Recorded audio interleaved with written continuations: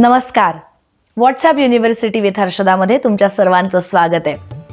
17 September 2025 आपल्या सर्वांचे लाडके भारताचे पंतप्रधान श्री नरेंद्र मोदी यांचा 75वा जन्मदिवस. एक सामान्य कार्यकर्ता ते मुख्यमंत्री ते 3 वेळा पंतप्रधान पद भूषवणं ही काही सोपी गोष्ट नाही. या खडतर प्रवासातून त्यांनी अनेक चांगले वाईट अनुभव घेतले, पण त्यांच्या चेहऱ्यावर किंवा त्यांच्या मुखातून कधीही कोणाबद्दल काही वाईट निघत नाही.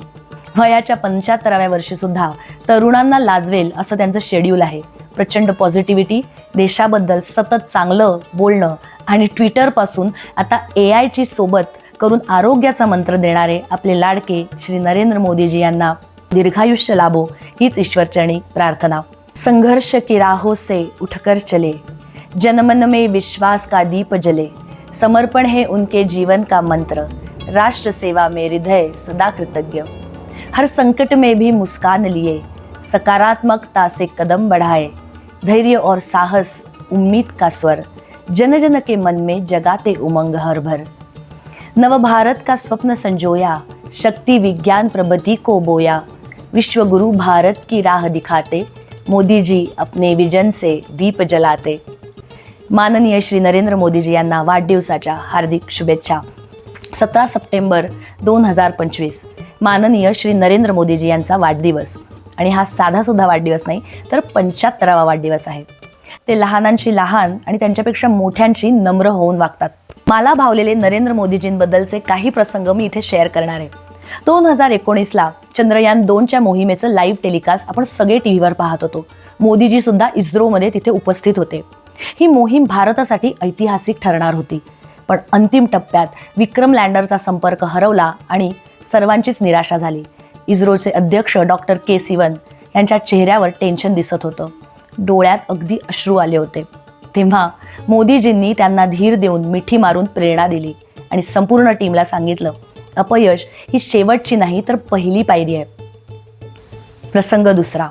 ओडिसाच्या पूर्णामासी जॅनी, आदिवासी कवयित्री व सामाजिक कार्यकर्ता, ज्यांना 2024मध्ये पद्मश्री अवॉर्डने सन्मानित केलं गेलं. त्यांच्या जीवन प्रवासात त्यांनी आदिवासी भाषांमध्ये हजारो भजन कीर्तन लिहिले होते. त्यांच्या या योगदानाला आदर म्हणून सार्वजनिक सभेमध्ये मोदीजींनी त्यांना वाकून नमस्कार केला. यामध्ये त्यांचं साधेपण आणि नम्रताच दिसून येते. प्रसंग तिसरा. 2023मध्ये भारत आणि ऑस्ट्रेलियाची final world cup match Narendra Modi स्टेडियममध्ये. भारताचा 6 गडी राखून ऑस्ट्रेलियाने पराभव केला. संपूर्ण देश निराश झाला होता. आपण सगळेच टीम इंडियाला नावं ठेवत होतो आणि फक्त काही मोजकेच जण जे टीम इंडिया सोबत उभे होते त्यातमधले एक होते आपले भारताचे पंतप्रधान श्री नरेंद्र मोदीजी. थेट ड्रेसिंग रूममध्ये जाऊन त्यांनी खेळाडूंना प्रोत्साहन दिलं.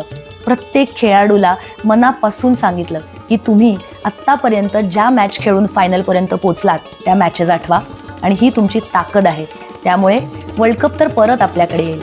खेळाडूंना विशेष प्रोत्साहन देऊन त्यांना परत एकदा वर्ल्ड कप घेऊन भेटायला येण्याचं निमंत्रणही त्यांनी दिलं.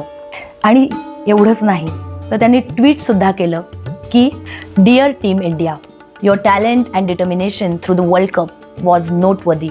You have played with the great spirit and brought immense pride to the nation. We stand with you today and always. ही शेवटची लाईन किती महत्त्वाची आहे ना.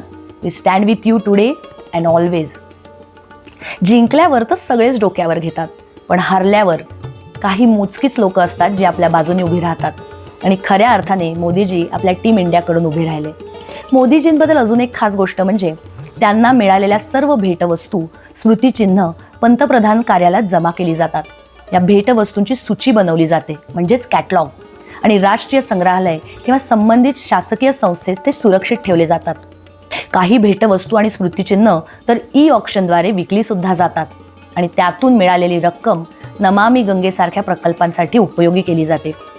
नरेंद्र मोदीची भारतातून बाहेर जाताना सुद्धा बनारसी रेशीम, काशीचे विणकाम, खास हस्तकला, गुजरातचं बांधणी, राजस्थानचे अनेक विविध सुंदर सुंदर भेटवस्तू इतर देशातील लोकांसाठी घेऊन जातात. त्यात योग पुस्तकं, व्यायामाची साधनं, शिल्पकला, लाकूड, संगमरवरी असे अनेक भेटवस्तू यांचा समावेश असतो.